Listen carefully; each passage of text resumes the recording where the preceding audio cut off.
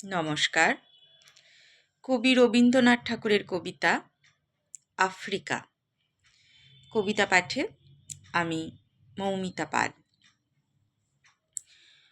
উদ্ভ্রান্ত সেই আদিম যুগে স্রষ্টা যখন নিজের প্রতি অসন্তোষে নতুন সৃষ্টিকে বারবার করছিলেন বিধ্বস্ত, তার সেই অধৈর্যে ঘন ঘন মাথা নাড়ার দিনে রুদ্র সমুদ্রের বাহু প্রাচী ধরিত্রীর বুকের থেকে ছিনিয়ে নিয়ে গেল তোমাকে আফ্রিকা।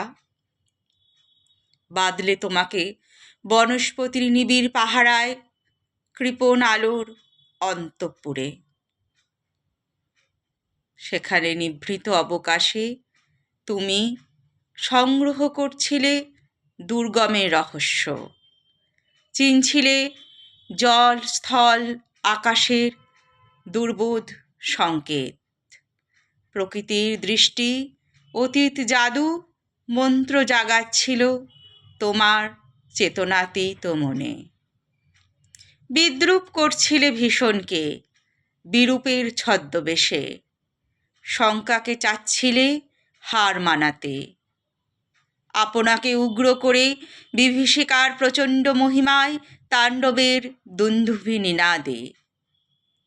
হায় ছায়াবৃতা, কালো ঘোমটার নিচে অপরিচিত ছিল তোমার মানব রূপ।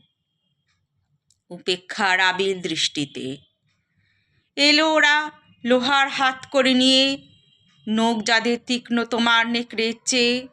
এলো মানুষ ধরার দল, গর্বে যারা অন্ধ তোমার সূর্যহারা অরণ্যের চেয়ে।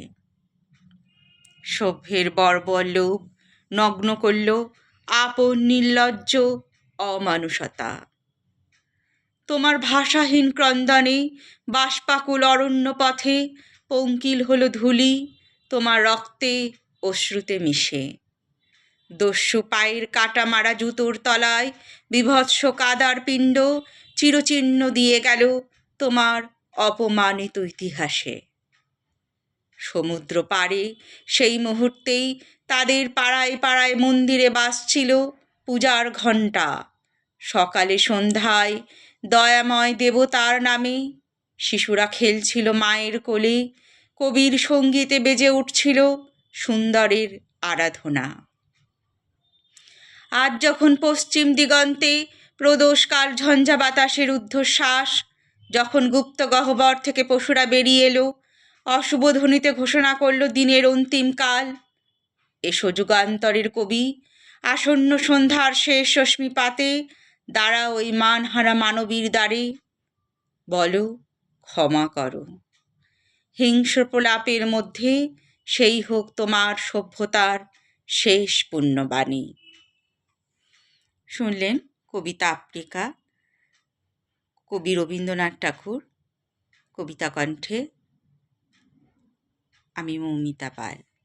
কবিতা আফ্রিকা, কবি রবীন্দ্রনাথ ঠাকুর। কবিতা পাঠ কণ্ঠে আমি মৌমিতা পাল। নমস্কার। কেমন লাগলো অবশ্যই জানাবেন। ধন্যবাদ জানাই।